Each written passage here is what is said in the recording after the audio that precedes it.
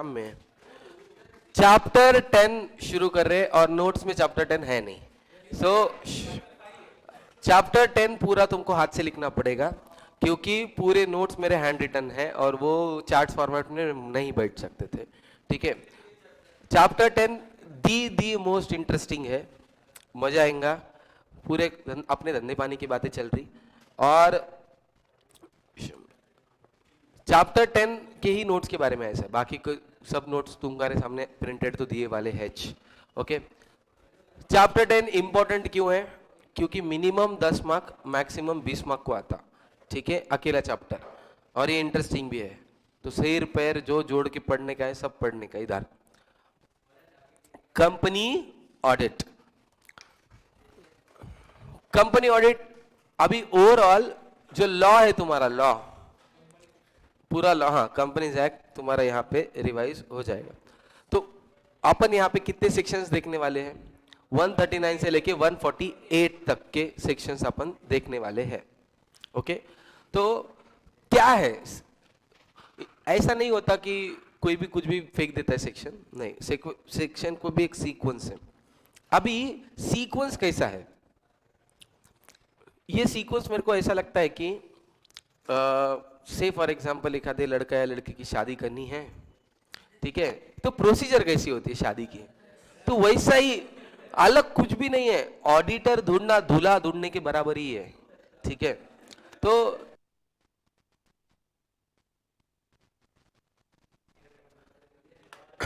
Okay, auditor ढूंढना दूल्हे ढूंढने के बराबर ही है, अलग दूसरा कुछ भी नहीं है। अभी कैसा, दूल्हा या दुल्हन ढूंढ रहे तो पहला प्रोसीजर क्या है? पहले तो पूछेंगे ना कि शादी करनी है कि नहीं, 18 साल का हुआ कि नहीं। ठीक है, पैदा होते अल्ले ले शादी करनी, अभी पैदा नहीं हुआ ढंग से। हाँ, तो सबसे पहले एलिजिबिलिटी चेक करो। दूल्हा दुल्हन बनने के लिए 18 या 21 साल, मेरे को नहीं पता, वो जो भी एज है 21 एज कंप्लीट होना, एलिजिबिलिटी सेक्शन 141। नेक्स्ट, एलिजिबल है, चलो शादी करते हैं। तो अपॉइंटमेंट, सबसे पहले क्या करना पड़ेगा कि दुल्हन ढूंढनी पड़ेगी या दूल्हा ढूंढना पड़ेगा। सेक्शन 139, ऑडिटर को अपॉइंट करो। ठीक है, अपॉइंट नहीं मतलब ढूंढना है बेसिकली, अभी हर चीज को इतना लिटरल मतलब। हाँ, फिर सेक्शन, अबे सेक्शन 142 रेम्युनरेशन, भाई शादी के पहले दहेज नहीं बोलते उसको, नहीं, अभी उनकी क्या बोलते हैं, दुल्हन अगर घर पे आ रही है उसको कंफर्टेबल फील कराने के लिए उन्होंने जो एफर्ट ले रहे, हाँ, रेम्युनरेशन, डाउरी, जो भी नाम देना है दे दो। निगेटिव, पॉजिटिव वर्ड्स आर तुम तुम्हारे बच्ची को कंफर्टेबल रख रहे। सो सेक्शन 142 रेम्युनरेशन, सीए को जब अपॉइंट करेंगे लेन देन की तो बात करेंगे। Next 143 powers of an auditor. ठीक है, सर 143 बोलेगा नहीं जब तक पावर आएगी नहीं। हाँ, so next powers of an auditor section 143 है। ये इतना बार आगे, वन मैन आर्मी, मैं सब कुछ करेगा, तेरा भाई, कुछ तो है ना वो डायलॉग है। हाँ, ओके, हाँ हाँ हाँ हाँ, वो दारू पीने के बाद गाड़ी तेरा भाई चलाएगा। ठीक है, गाड़ी तेरा भाई अभी ये शाना 143 में इतने पावर्स आ गए कि ये बोल रहा कि सब कुछ मैं करूंगा, चांद तारे में तोड़ के लाता। अबे शाने, तेरे को इधर गाड़ी चलाते नहीं आ रहे, चांद तारे क्या तोड़ेगा? तो 144 सब काम सीए नहीं कर सकता, क्या क्या नहीं कर सकता उसकी निगेटिव लिस्ट है 144 के अंदर। ठीक है, 143 में पावर दिए और लगेज पावर उतार भी दी 144 में। ठीक है, ये नींबू है। नेक्स्ट 145 146 की ऑडिट करते समय बाकी भी चीजें करनी पड़ेंगी। अभी शादी हो गई, एंगेजमेंट हो गई तो सब काम नहीं, तुमको बाकी भी भगवान भगवान भी कराते 1 महीना। ठीक है, तो ऑडिट के साइड बाय साइड बाकी भी तुमको फॉलो करने पड़ेंगे कि एजीएम अटेंड करना है, ऑडिट रिपोर्ट साइन करना है, वो दूसरे सेक्शन से 2-3 145 146। फिर आता है 147, अगर कुछ अगाऊपना करे रे ठीक है, पनिशमेंट 147 के अंदर है। ठीक है, अगर गलती से भी शादी के अंदर, अभी वो वीडियो देखे क्या, रोडीज है, मेरे को नहीं पता वो शो, वो उसके अंदर वो लेडी है, उसको बोलती वो उसका राइट है, वो कुछ भी करे, इट्स हर चॉइस। वो देखे क्या वीडियो? हाँ, लड़की अगर 4 लड़के घुमा, इट्स हर चॉइस। लड़का अगर दूसरी लड़की से बात भी करे तो खुंदल खुंदल के मारते। So that is punishment. ठीक है, हाँ, ये क्या है भाई? हाँ ठीक है, जो भी है। तो अगर तुम हाँ लफड़ा करे, एक्सटर्नल अफेयर वगैरह कुछ करने की कोशिश करे, पकड़ पकड़ के मारेंगे, पनिशमेंट सेक्शन 147। हाँ, और फिर अगर कुछ लफड़ा करे तो अल्टीमेटली डाइवोर्स तो होगा। Removal of an auditor section 140। ठीक है, ये नंबर एग्जैक्ट सीक्वेंस में नहीं है, बट लॉ की गलती मैं सीधा कर रहा हूं। ठीक है, actual sequence should be 141, 139, 142, 143, 144, 145, 6, 7, 140। Sequence लग रहा है कि नहीं बराबर? पहले पूछो, फिर काम दो, पैसों की बात करो, फिर उसको पावर दो, लगी उतार भी दो, फिर उसके बाद उसके साइड बाय साइड क्या क्या काम है वो बोलो। हाँ, अगर कुछ कुछ लफड़ा हो गया तो निकाल भी दो। ठीक है, सो ये सब चीजें हैं। सेक्शन 148 मुटाटिस मुटंडिस, मुटाटिस मुटंडिस वर्ड हुआ 19-20, same to same cost auditor को भी एप्लीकेबल है। पहले ये समझा कि नहीं सेक्शंस, सीक्वेंस। नेक्स्ट, अभी अपन पहला काम करने वाले एलिजिबिलिटी, कि कौन ऑडिट कर सकता है। कोई भी उठ छुट मैं ऑडिट करेगा नहीं चलता। हाँ, सख्त। Eligible, qualification and disqualification of auditor. तो एलिजिबिलिटी, कौन एलिजिबल है ऑडिट करने के पहले? Only CS can do the audit. ठीक है, सिर्फ सीए ही, चार्टर्ड अकाउंटेंट ही ऑडिट कर सकते हैं। ऐसा किसने लिखा है? Section 141 companies act. तो सवेरे शाम दिन रात सीए होने के बाद सेक्शन 141 की पूजा करना। अगर ये 141 नहीं होता, अपना इज्जत नहीं रहता। समझ में आ रहा है? This is the section that has given us a power. ठीक है, 143 ने पावर दिया है, बट 141 में रोजी रोटी दी है। ये बोल रहा है कि ऑडिट कर सकते हैं, इसके लिए अपन ऑडिट कर रहे। एक तो सीए करना चाहिए, एंड क्या होना चाहिए? फर्म, एंड नहीं, और फर्म भी कर सकती है if majority of the partners are practising in India as a CA. मतलब पार्टनरशिप बनाए, पहले अलाउड नहीं था, अभी अलाउड है कि सीए के साथ ही पार्टनरशिप करना अलाउड था। पहले शादी करना है तो सीए, सॉरी पार्टनरशिप करना है तो सीए से ही करो, पर अभी अलाउड वैसा नहीं है। तुम अदर देन सीए से भी पार्टनरशिप कर सकते हो, लॉयर के साथ कर सकते हो, सीएस के साथ कर सकते हो, सीएमएस के साथ पार्टनरशिप कर सकते हो। अगर तुम्हारा वैसी फर्म है, बट वो ऑडिट फर्म कब बन सकती है? मेजॉरिटी, अपना सीए है ना, मेजॉरिटी तो अपनी होनी चाहिए ना। वो चिल्लर चालर को एक एक रख लो, 10-15 अपने भर लो, तो मेजॉरिटी अपनी होनी चाहिए। Engineers are not allowed. So majority CS की चाहिए, और वो सीए कौन से चाहिए? ऐसा नहीं, इंडिया में प्रैक्टिसिंग सीए चाहिए मेजॉरिटी। हाँ, सीए बहुत है सर, कोई प्रॉब्लम, जॉब वाले नहीं चलते, प्रैक्टिसिंग वाले, और इंडिया के अंदर ही चाहिए। हाँ सर, प्रैक्टिस करता, यूके में करता नहीं, इंडिया में प्रैक्टिसिंग सीए की मेजॉरिटी चाहिए तो ही अलाउड है। सपोज तुम दुबई के एक सीए फर्म के साथ पार्टनरशिप कर लिए, और तुम इंडिया में है, और वो फर्म उधर है, और तुम यहाँ पे ऑडिट करना चाहते हो, नहीं चलेगा। कंफ्यूजन क्या होता है बच्चों के मन में ना, ऑडिट कर सकता हूँ क्या, मैंने नहीं बोला, पर कौन सा ऑडिट? कंपनीज। अपन कौन सा पढ़ रही है? ये सिर्फ कंपनीज एक्ट के लिए एप्लीकेबल है, सोल प्रोप्राइटर पार्टनरशिप के लिए नहीं है। समझ में आ रहा नहीं आ रहा? इसका जो भी क्वालिफिकेशन डिस्क्वालिफिकेशन, ये चैप्टर पूरा किसके लिए है? ये सब दिमाग तुम पार्टनरशिप में घुसाड़ेंगे तो गलत हो जाएगा।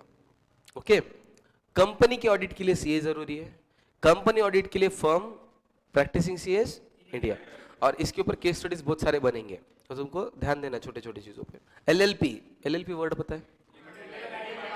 Limited liability partnership. Only CS partner in LLP can sign or act as a auditor. Auditor बन सकते हो, बट साइन कौन करेगा? सब पार्टनर नहीं कर सकते, जो सीए वही कर सकते हैं। समझा? ये क्या है? एलिजिबिलिटी। अगर ऑडिट करना है तो ये सब। Step two disqualification.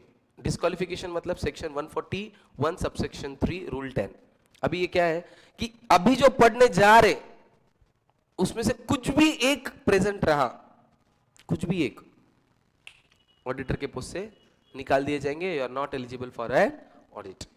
ओके, पहला तो एलिजिबिलिटी क्या है, सीए बनो, इंडिया में प्रैक्टिस करो और साइन तुम ही करो जो सीए है, बस सिंपल एज दैट। अभी क्या क्या डिस्क्वालिफिकेशन है? First, body corporate other than LLP, मतलब सीए सीएस बन के पार्टनरशिप सोल प्रोप्राइटर बना सकते हो, पार्टनरशिप बना सकते हो, एलएलपी बना सकते, कंपनी नहीं बना सकते।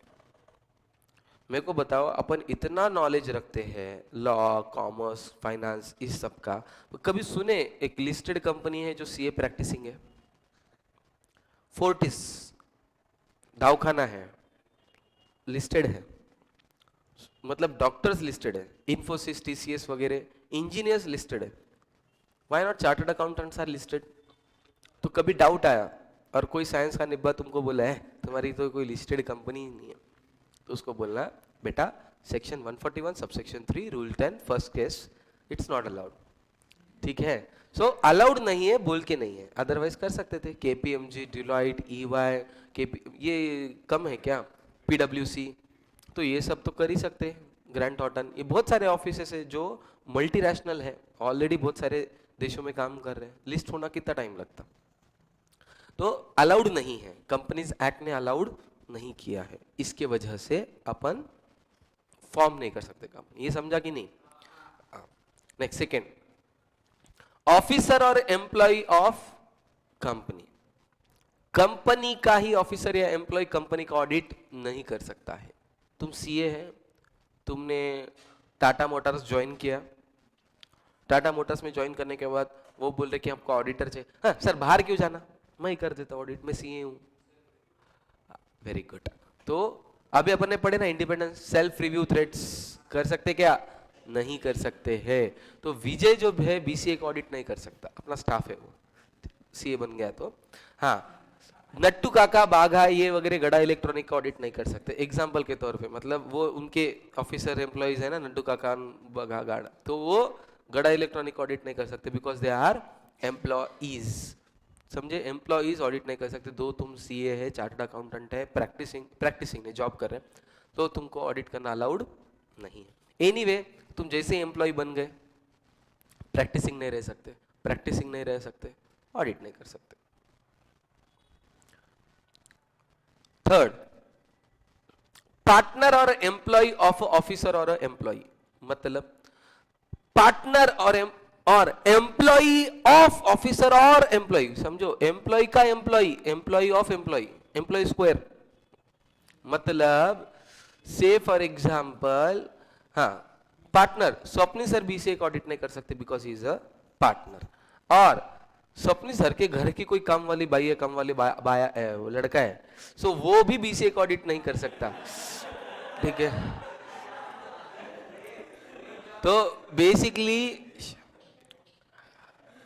पार्टनर तो कर ही नहीं सकता, एम्प्लॉय का एम्प्लॉय भी नहीं कर सकता है, विजय नहीं कर सकता, विजय के घर का एम्प्लॉय है वो भी नहीं कर सकता। सर विजय के इंडिपेंडेंस दूर दूर तक नाते नहीं, मतलब ये क्या, ये पूरे ये किस तरीके से चल रहा पता है क्या? इंडिपेंडेंस बनाए रखने के लिए चल रहा, इस लेवल का इंडिपेंडेंस बनाने की कुछ, independence is not precisely defined, तो फिर इसके वजह से जो जो पॉसिबल बन सकता वो सब इसमें डाल दिया उसने। ठीक है, तो इंडिपेंडेंस बनाए रखने के लिए क्या क्या करना पड़ता है, तो कौन कौन नहीं कर सकता? पहला, अगर तुम कंपनी बना लिए तो नहीं कर सकते क्योंकि कंपनी बनाना अलाउड नहीं है सीए को। दूसरा, विजय या नट्टू काका बागा नहीं कर सकते, ये एग्जाम्पल के तौर पे अगर याद रखेंगे ना तुमको बहुत जल्दी याद रहेंगे, नट्टू काका बागा नहीं कर सकते गड़ा इलेक्ट्रॉनिक का। नेक्स्ट, पार्टनर या एम्प्लॉय का एम्प्लॉय, विजय के घर का काम वाला नहीं कर सकता, या स्वप्निल सर ऑडिट नहीं कर सकते। स्वप्निल सर तो सीए है ना, फिर क्यों नहीं ऑडिट कर सकते? पार्टनर है बीसीए के, इसकी वजह से नहीं कर सकते। परचेसिंग ऑफ शेयर्स, ये बहुत बड़ा इंटरेस्टिंग है, जो तुमको मे भी डाउट आता चलेगा कि मैं जिसका ऑडिट कर रहा हूं उस कंपनी के बारे में तो मुझे सब पता है, पूरे सब चीजें पता है तो मैं शेयर परचेस कर लेता हूँ। जब मुझे पता है कि प्रॉफिट डबल हो चुका है, जैसे ही ये न्यूज चली जाएंगी मार्केट में तो क्या हो जाएगा, शेयर मार्केट में शेयर का भाव धन धन बढ़ेगा, धपाधप पैसा कर लो, परचेस सब कुछ कर लियो, तो क्या होगा, प्रॉफिट छाप लेंगे तुम। हाँ, अलाउड है क्या? तो यहाँ पे बोला है कि क्या अलाउड नहीं है, तुमको 1 रुपए का भी शेयर नहीं है अलाउड है, 1 रुपए का भी शेयर नहीं है सर, एक शेयर भी अलाउड नहीं है। ठीक है, अब वो अभी देखो परचेसिंग ऑफ शेयर्स, मैं Dinesh sir, Swapni sir, Atul sir partner से हम लोग को ऑडिट मिला है सपोज रिलायंस इंडस्ट्रीज का, तो रिलायंस इंडस्ट्रीज का अगर हमको ऑडिट मिला है तो हम रिलायंस इंडस्ट्रीज का 1 रुपए का भी शेयर नहीं खरीद सकते, नॉट इवन 1 रुपी शेयर। और ये याद रखो, फेस वैल्यू, मार्केट वैल्यू नहीं। यहाँ पे बहुत बड़ी मिस्टेक हो जाती है बच्चों को कि अपन यहाँ पे जो भी नंबर्स पढ़ने वाले वो कौन से है, फेस वैल्यू, मार्केट वैल्यू नहीं। और किधर किधर, सिर्फ रिलायंस का नहीं, ठीक है, एक डांस बनता मस्त स्टेप, कौन सा रिलायंस में तो नहीं कर सकते जिसका ऑडिट चल रहा, रिलायंस का होल्डिंग कंपनी कोई है तो, जैसा टाटा मोटर्स के लिए टाटा एंड सन्स है, तो टाटा एंड सन्स के भी नहीं खरीद सकते। मैं टाटा मोटर्स का अगर मैं ऑडिट कर रहा हूं तो टाटा एंड सन्स का मैं नहीं कर सकता हूं, शेयर नहीं खरीद सकता हूं। टाटा एंड सन्स के दूसरे सब्सिडरीज है, ठीक है, Tata chemical, Tata consumer, Tata Tetley, बहुत सारे, उनका भी 1 भी रुपए का शेयर नहीं खरीद सकता हूं। टाटा मोटर्स के सब्सिडरी, टाटा मोटर्स की सब्सिडरी, टाटा मोटर की subsidy suppose JLR, Tata JLR का भी मैं शेयर नहीं खरीद सकता हूं। एंड टाटा मोटर्स के associate, now what the hell is holding, subsidiary and associate, किसी को पता है? बोलो। Holding, perfect.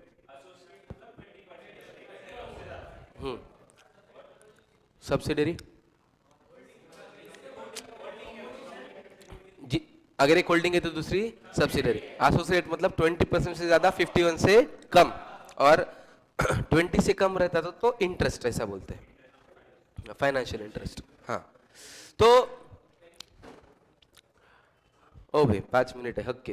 तो पार्टनर्स जो है, पार्टनर जो है 1 रुपए का भी शेयर नहीं खरीद सकते। किधर किधर, होल्डिंग, होल्डिंग की सब्सिडरी, सब्सिडरी, सब्सिडरी का एसोसिएट।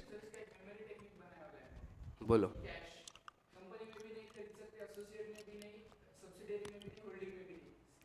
एक नंबर कैश, ठीक है, 1 रुपए भी कैश में नहीं खरीदना। Cash, C company, A associate, S subsidiary, H holding. Next, अभी ये देखो, मैं तो नहीं खरीद सकता, मैं क्या करता हूं, मेरे रिलेटिव्स के थ्रू। अपना रिलेटिव्स का डेफिनेशन बहुत इजी है, आजू बाजू ऊपर नीचे पिच्चू। आजू बाजू भाई बहन, ऊपर मम्मी पापा, नीचे बच्चा बच्ची, एंड पिच्चू पार्टनर। तो जो भी है, तो ये तुम्हारे रिलेटिव्स का डेफिनेशन हो गया, आजू बाजू ऊपर नीचे पिच्चू, ठीक है। हाँ, दोस्त नहीं आते, a brother from another mother, ठीक है। हाँ, सो तो कौन कौन आता, ये सब तुम्हारे रिलेटिव्स के डेफिनेशन में आते हैं। हाँ, अभी टाइम कम है, शाम में वापस से फाइन ट्यून करेंगे रिलेटिव के डेफिनेशन में। एक जन मिस आउट होता है, स्टेप तुम्हारा हुआ नहीं क्या लॉ में? ठीक है, करेंगे। हाँ, तो ये इसको मैं फ्लोरा नाम दिया हूं, एक नाम ऐसे इच्छा, आजू बाजू पिच्चू ऊपर नीचू, तो इन सबको बना के ये अपना ऑरा है, ये अपना फ्लोरा है, ये लेके ये मोर चलता है। तो अपन 1 रुपए का नहीं खरीद सकते, मम्मी पापा, भाई बहन, बच्चा बच्ची, दामाद दामादी, जो भी है, बहू। सो बेसिकली ये कितना खरीद सकते हैं? 1 लाख रुपए तक के खरीद सकते, फेस वैल्यू ऑफ 1 लाख। अब इमेजिन करो, रिलायंस का फेस वैल्यू 2 रुपया, शेयर मार्केट का भाव 2,500-3,000, तो भाई 1 लाख की फेस वैल्यू बाकी तुम समझदार है। तो 1 लाख रुपए तक के ये लोग खरीद सकते हैं, अपन नहीं, अपन 1 रुपए का भी नहीं खरीदना, पवित्र गंगा की तरह पवित्र, बट ये बाकी लोग खरीद सकते हैं 1 लाख रुपए तक के। ठीक है, किस में खरीद सकते हैं? वो अपना dance, cash, holding, subsidiary, associate, इन सब में ये लोग खरीद सकते हैं। अगर सपोज गलती से सर उनको पता ही नहीं है कि मैं ऑडिट कर रहा हूं, मेरे भाई को वो कैसे पता रहेगा कि मैं कौन सा ऑडिट कर रहा हूं, और उनके 1 लाख के ऊपर है शेयर्स, गलती से मिस्टेक हो गई, अब yes you have 60 days of time limit to rectify. तो 60, सपोज उनको 1 लाख के ऊपर है तो उनको बोलो 60 दिन में तुमको बेचना पड़ेगा। अगर भैया बोला मैं नहीं बेचता जा, तो तुम्हारा ऑडिट चल जाएगा, डिस्क्वालिफिकेशन पढ़ रहे अपन।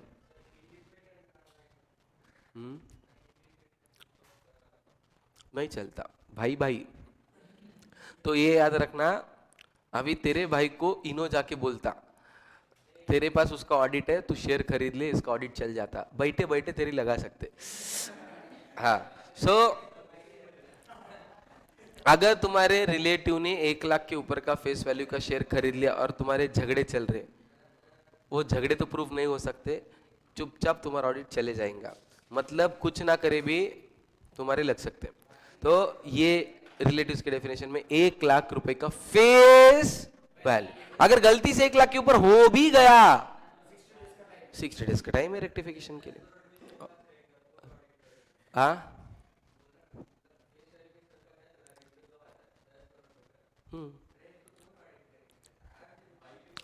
क्या मजाक कर रहा, बहुत छोटा समझ रहा तू सीए को।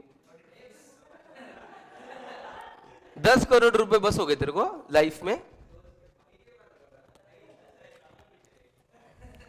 भाई के पास 10 करोड़ तेरे को काम नहीं करने का है।